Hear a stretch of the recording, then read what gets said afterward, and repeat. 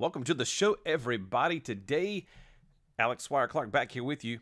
From this point on, we're going to be doing podcasts, but we're going to be doing them on YouTube as well. So when you hear in today's video, basically I'm going to be uploading the audio content here to the podcast format, wherever you listen to your podcasts, and then have the video portion on YouTube. So I invite you to subscribe to the channel. It's over at Alex Swire-Clark. So just check me out on YouTube at Alex Swire-Clark, and feel free to subscribe to that channel. We're trying to grow that as fast as we possibly can by providing with great content. So all the podcast episodes will be over there, as well as all the content for YouTube directly. So look forward to seeing you there. Thanks so much.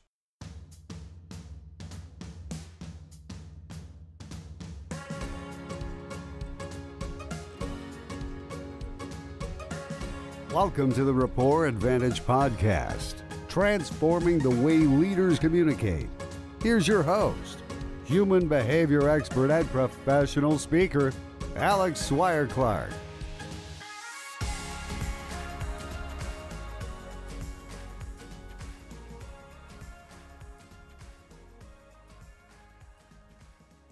Do you have those relationships in your life that just flourish? They're awesome. You love the people that you're with and they're fantastic.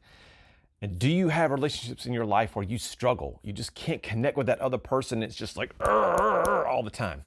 Well, in today's episode, we're going to talk about emotional intelligence. What is it and why you need to understand it better? Stick around.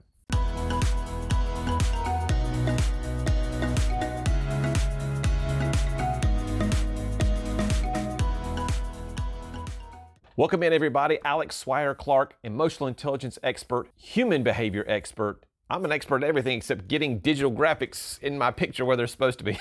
Anyway, award-winning speaker, author, and if you've been on my channel, you know all those things already. Today, we're discussing emotional intelligence, what it is, why it's important, and what's going on with that. If you're new to the channel, please hit subscribe below so you never miss any of the content that we're providing. We have podcasts and other things out here that we push into the YouTube channel, and those are always great for you to be able to enjoy. So again, like and subscribe. Oxford describes emotional intelligence as the capacity to be aware of, control, and express one's emotions, and to handle interpersonal relationships judiciously and empathetically. That's a mouthful, so let me break it down in simplest terms from my perspective, and that is that emotional intelligence is all about understanding yourself. What's the lens that you give and receive information through? That piece of the puzzle. Secondly, understanding others. That's social awareness. Being able to understand that I may be different than someone else. Now, I may not understand it yet, but that's the social awareness piece. And then step 3 is being able to adapt your behavior to meet others where they are. Because if we can adapt our behavior, that's when the magic happens in relationships. So Oxford begins their definition by saying self-awareness. In other words, being aware of your emotions. And what is that self-awareness piece? Well, it starts with who you are inside. It's your personality, it's your temperament. What's the way that you're wired? How are you wired? What is it that gives you energy on a daily basis? What drains you? What kind of people give you energy? What kind of people drain you on a daily basis? What kinds of activities motivate you? And what kinds of activities are like, oh, I never want to do those things again. They're awful.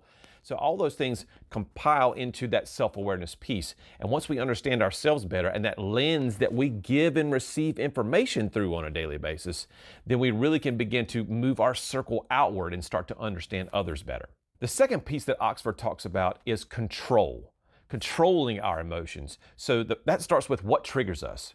What is it that sets us off? Is it a screaming child? Is it your boss that's fussing at you at work? Is it not enough hours in the day to get your things done? Is it not being able to spend time with your friends or your family? So those things matter in the global perspective of the triggers that we have. Those are very, very much the negative emotions that we can feel, and being in touch with those and being aware of what triggers us. Second thing is, what makes us happy?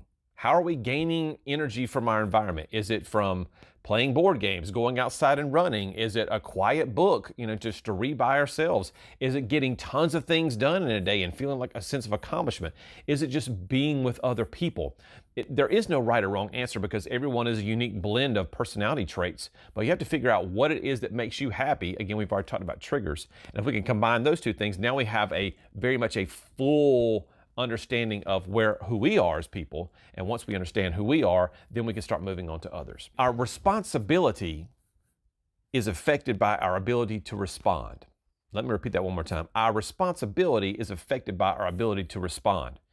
If we can't respond appropriately in our environment in the various situations that we face on a daily basis, from stresses and from successes, then we leave ourselves open to miscommunication, hurt feelings, and resentment.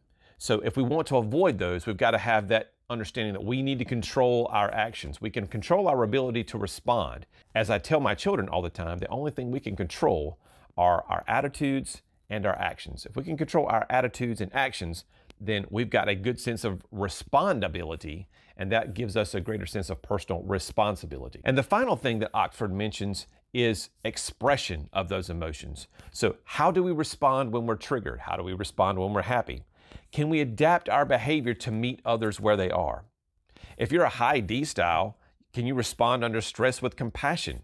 If you're a high I style, can you slow down and focus on the facts when you're under pressure?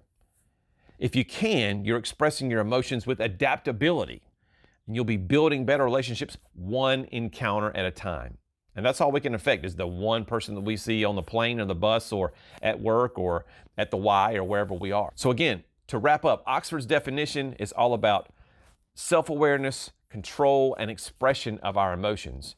And again, it starts with that self-control piece. So once we understand that self-awareness, then we can start moving to social awareness, which is other people. And then we can start adapting our behavior and expressing those emotions in a positive way. Again, if you're enjoying this content on the channel, please hit the subscribe button below, like this video. We're trying to build the channel as best we can, and we appreciate all of your support. Also, I put a link below in the description to a PDF that is the top 5 frequently asked questions that I get when I'm doing talks around the country.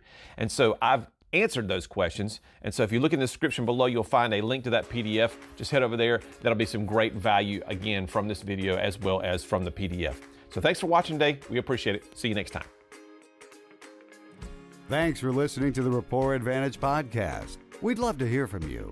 Join the conversation on Facebook at The Rapport Advantage and follow us on Twitter at Rapport Podcast.